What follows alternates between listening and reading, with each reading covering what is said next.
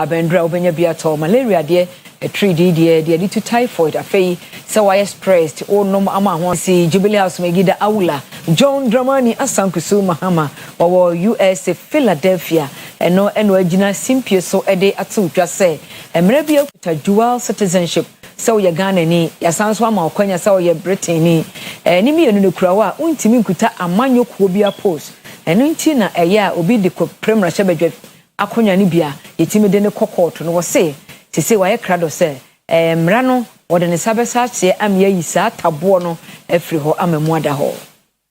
Afia pema hankro diokro mienu amamra ye de bu oman emma ho kwan ma oman Ghana adehye a bibinti wakopim okwasiko okrum no won krata se wo yesa aman no ebi enya akonya medi dibra ho de wo amanyesemu onipa bi kura na obi a wanfa saa oman foforo krata na enwo no edi ba bi edom kopim okọọtọ kra asi pense opani bi kra kodem ewo ho wo memu na no ena ne omanpani John Dramani ma akopim ewo US abochuma Philadelphia no akohia Ghana man adehye honom ede ato anim se enhye gusu ekoso a mo hwese saa afa ewo amamranim no ye betimi eye free ho amampani ma mankase emu ena wotwem se o hwe modem a o my Ghana ma wa mo no ne eboye wa bra wode unsika botene ebepiem wo mamu aboa mo mentekere akoyi a ekonkan pa nti ye ho ahia se saa na muntu no ebetimi akoso no akwakoye mampani se mrahye bedwa no eye adwuma wie ewo ho a krata ne beto nanim a onwene hu mienu kra e ade a obesan efise ene o my Ghana ma wa mo no ne nso eboa ama manchechire atimi akoso a o so mo se ba bibi o mbeko bia o mane na ni se o my Ghana adehye na ha wo free no wani agye ho.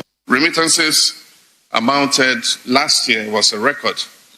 to $7.8 billion inflows into Ghana. And that is why we're sponsoring and support a bipartisan bill in our parliament that members of the Ghanaian diaspora can participate fully in the political administration of our country.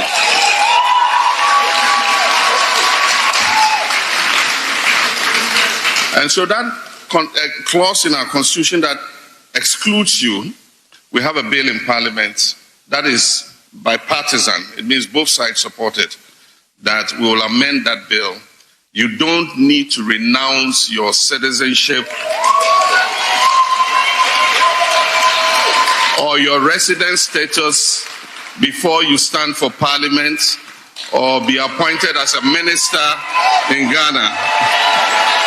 We're bringing the legislation to parliament for the diaspora bond. And so you'll be able to not donate, but invest in a diaspora bond.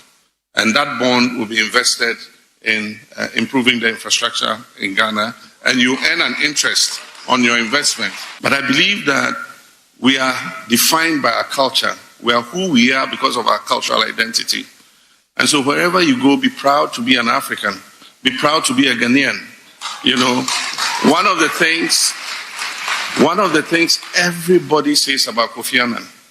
he was one of the longest Ghanaians who stayed in the diaspora. It didn't change his accent.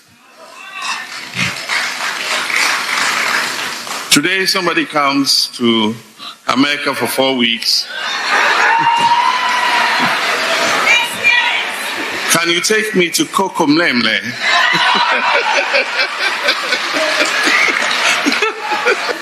Can you take me to Kokomlemle? Where is Kokomlemle? We have Kokomlemle and Adabraka, not Adabraka.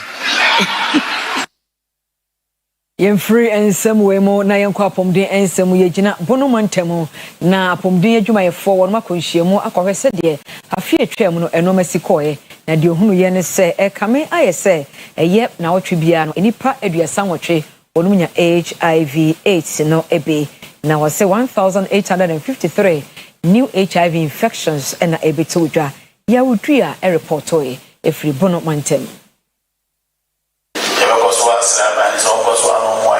Yeah. If you say, great teaching hospital, of a point, I have come on. Teaching hospital, yeah. Your money, you're going to have some teaching hospital.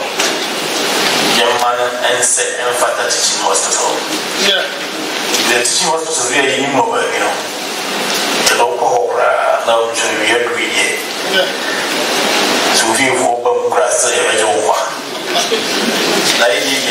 Bishop Brad Oba, what we are over. And then you find a man on you.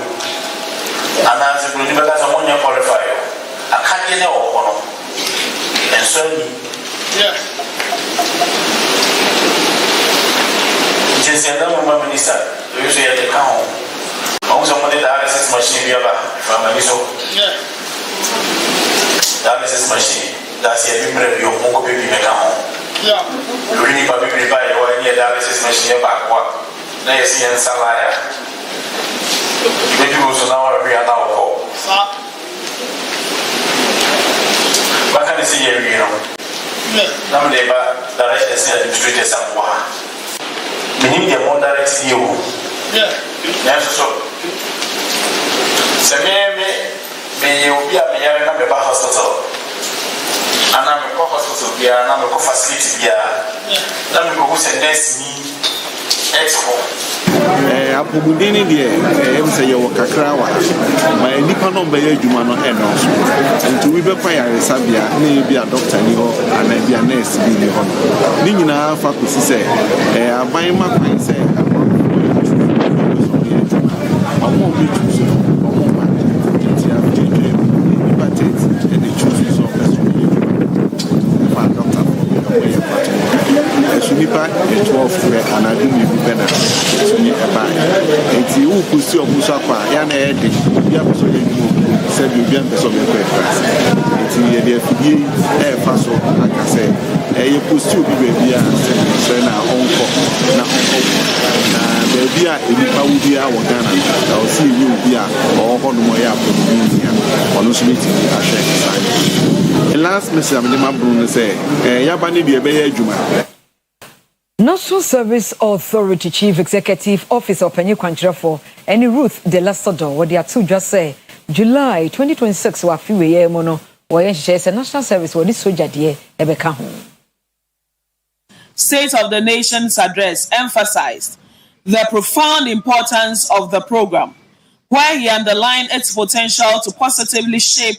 the character and values of young Ghanaians, preparing them to become responsible, patriotic, and productive citizens committed to national development. I am happy to announce that management and board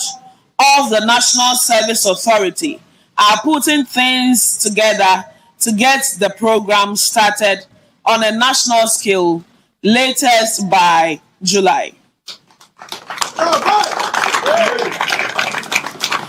It is in this regard that I highly commend the initiative of the MD, Mr. Courage Nunekpeku, and management of TDC, Ghana Limited, for organizing this orientation for our dear service personnel posted to the TDC during this year's service year. Congratulations and more grease to your elbows. And uphold trust placed in you at all times. I challenge you to stand out by your impact. Let your work speak for you. Choose the harder right over the easier wrong. In a system where excuses are common, be those who deliver results. In moments of pressure, be those who stand firm. Remember, the future of this country will not be built on intentions, but character. And character is what has been shaped in you here. Leadership is not about titles. And I repeat, leadership is not about titles. It begins with taking responsibility for your actions and your contribution whenever you find yourself. At TDC Ghana Limited, we are committed to excellence, accountability, and service. You are now part of this mission. Rise to the occasion and play your part in building a stronger institution and a better Ghana. On behalf of management,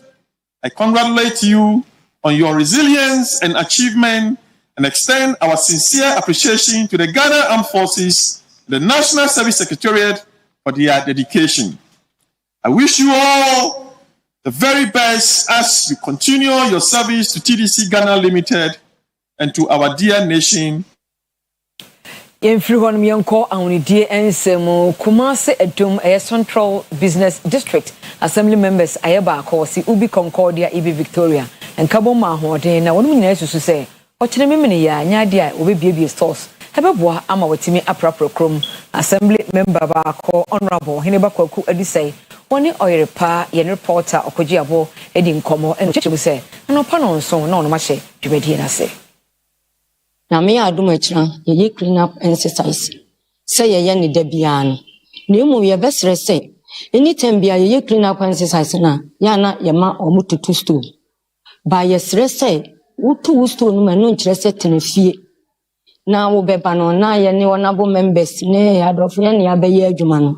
ombo meka ye ho ne nyina ye nsiesie adum krom na nya fe ne fidie enya depa gates memu sisi a edenya ro bebre ena beba ti ye besere se obia wo community mu die obia meka homenye na wonipa no so se wo ba na wo beto store mu na we wadwen se me de ye se me ntu store mu ma to store ni mu ba me mepra na ye beto se wa mepra na wo store nanim aye potopota wo beba na padlock da emu na ya tron sa fresh store for mo adum nyina nya adum fo nyina se e wa CBD no mo si age fi no mo na Easter soba no momra na yenya adwumane ma CBD no mo ntimwan o se fi na doso mini enti ama adum homecoming so baso the fresh adum fo nyina a mo so e ba betechi ama ya adwuma no amna ya kra behwe omi awele so baba beboa because omo pedum koso nti homecoming no baso no na ye di kan dia start for adum tichina de so bia bomodi ba ne ebe ye clean up no ma ekrom tinwan and sign be pride abem say ye person ni say betimi ye fa homecoming ni so ni asrado fo ma tutu kwan o ma wa no ma atiti a kire se wo mu nyina nsa amra yensam peja adum ensiwo se de na adum esitie no se hwemu adum bepre na afria se de mekan no enti ebefa sa kwanya we so ene asa kan ye ho abom asa ma adum aye se de na adum esitie no first ye hwe se de na adum sitie a enye nze se obi kra twam obi betimi akwa attack no so o gene bibia no funa na ne bag be se no enam se be pray na yempani phone be pray free anti no amasa na ema no ekoso ti e fa sa homecoming ni so ni asa ma adum afa ne ntoma pa ya dey afra na yetwa ensam no so Professor Nana Osei PhD anto ye ohene ewo adwafo asante mantem osan so author a wotwere enwoma na osensem twerefo ye adwuma yentutu ya namo sisi ye sede ye beya enkofa ohawbia emma Bernard K. Dadzi and Cramantem no ya woto enkra ifre eba wona de report we ebae Fasa Nana Osei PhD anto na book bi a watworo e na opa ho ntoma book no e journalists are in bed with society akoso e won kan ne kasa mu no che se e was abai wona se de ansana o beko te boko pe sempa be kan so ni o kasa ni mo o so timbo ho bai the first point of security anyway media houses no say much chicken na ya bena chicha eye ade a emo my Ghana ne say we are buying media no free one ankran no o me yesikafo a o mu na o mu di media no aba ebe support their cause, especially political cause and their businesses. It is a beer or baby that's all cassa, etiano, maybe a whole no when no. We not be why the professor target. We need your man or sending an museum. na yɛhyɛ media dwuma a media ma ɔman no sɛ ɔmanfoɔ no te ase a media person bie no a bɛtumi de ne nsa aka no ɛti sɛ yɛboro media nso deɛ na ɛwɔ sɛ ɛma me sɛ media houses no ɛne president ɔman ho adwa no yɛ nanso no ebi a na gɔsɔ na no ɛyɛ no pɛrɛpɛrɛpɛrɛ ɔde ase sɛ bi a wɔ MPP media na akɔkɔba NDC programs a ɔsɛ ɔhu sɛ menima no mɔyɛ mɛkɔ a na mekura ɛna woyɛ NDC media nso a na akɔkɔba MPP program no ɔsɛ ɔhunu sɛ menima no mɔyɛ mɛkɔ a na mekura nyɛ afei na ɔkɔ busɛ bi amana kɔhyɛ obi abufuo obi so nim sɛ maybe a free, but I think we'll be able to question. Not very target. Yewura Roland Afemoni, or a former president, Emma Ghana Journalists Association. Took it the right time and also help fix the right challenges in the media space. It has been said, it best repeating that journalists are educated and not educated in the sense that no matter how linguistically masterful you are, no matter how you can write, no matter how best you can communicate, there's a need for you to deepen your knowledge in all dimensions of the profession. It said that education is a process and not a destination.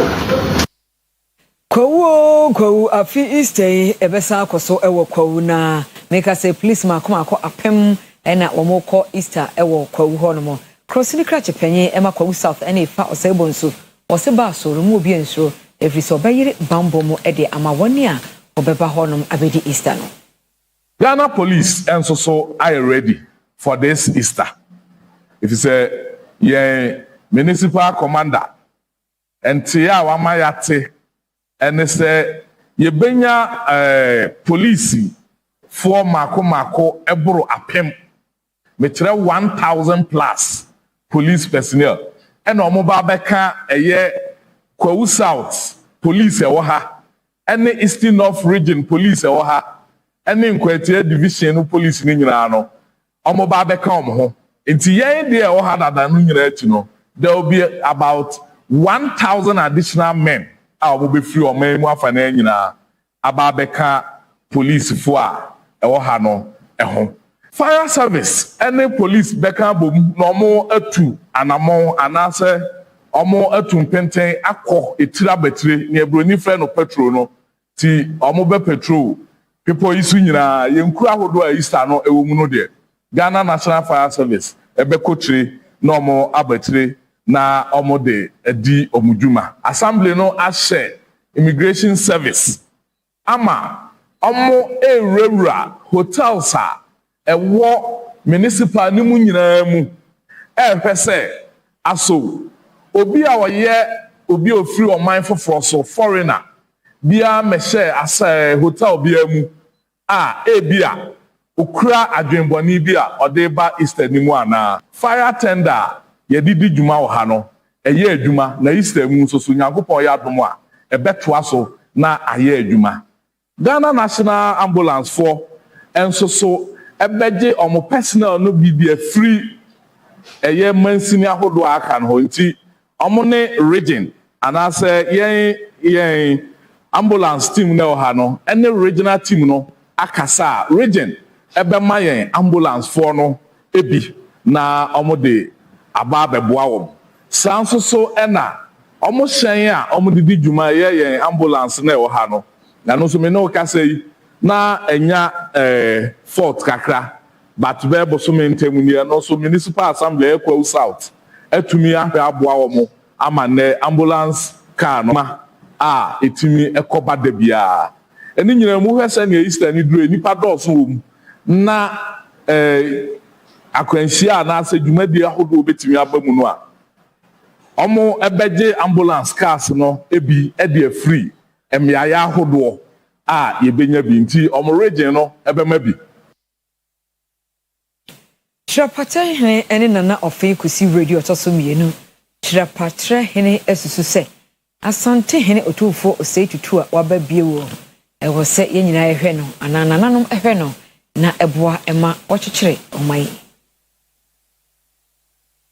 Mpanyina ka to hɔ sɛ deɛ wodi akyire no osua deɛ odi kan nanteɛ saa nsɛm kan ɛna kyerapatre hene agyina so ɛde afutuo ama nananom sɛ wɔnom nyinaa ensua otumfoɔ osei tutu a ɔtɔ so mmienu asante hene na dwempa ne nhyehyɛyɛ pa ɛne mpuntuo a wɔhwehwɛ ɛde ama asanteman Ghana man nyinaa no woni nanamo akyi na wɔmoa na wɔnyɛ mpuntudwuma ɛwɔ wɔn patam wɔne Dominic Dut ɔyerepa nsɛm twerɛni ɛna bɔ nkɔmmɔ na yɛwura nso de bia ɔka kyerɛ yɛn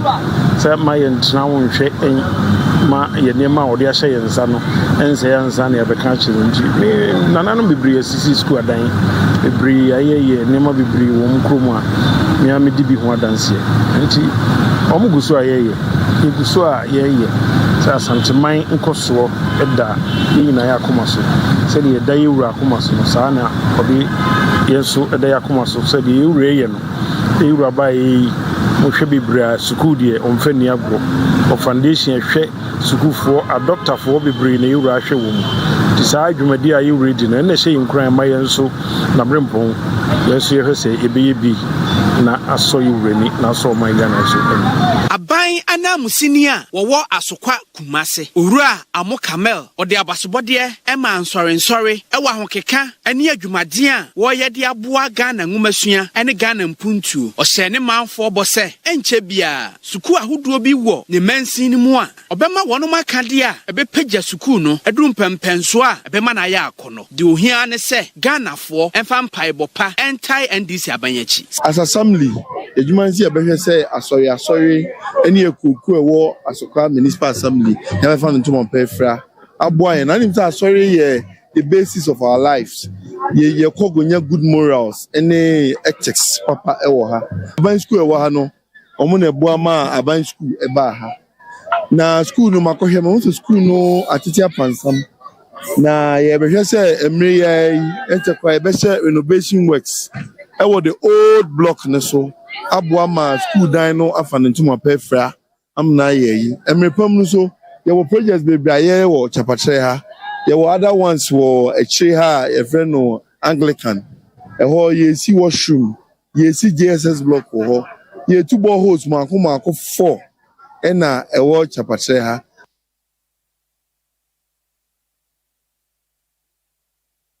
Yentua ensem no so enko ensem foforo emu Ghana emebunu akandifuo bi won ma twerɛkrata akoma ɔsoafo a wɔhwɛ emebunu yedie ene won kɔso ensem so sɛ akwasi ye budget ne yɛtwa Ghana emebunu agya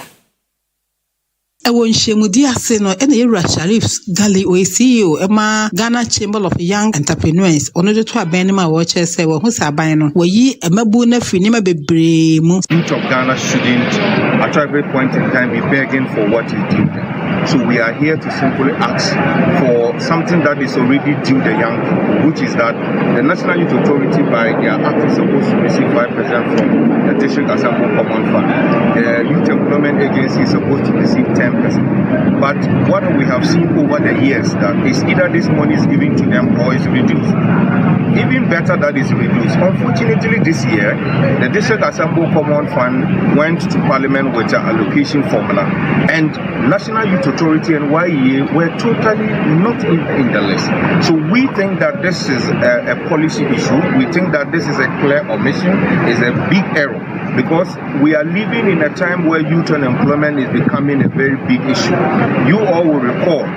about 500,000 young people are applying for 5,000 security service jobs. This is a signal that youth unemployment is becoming serious. So now when the two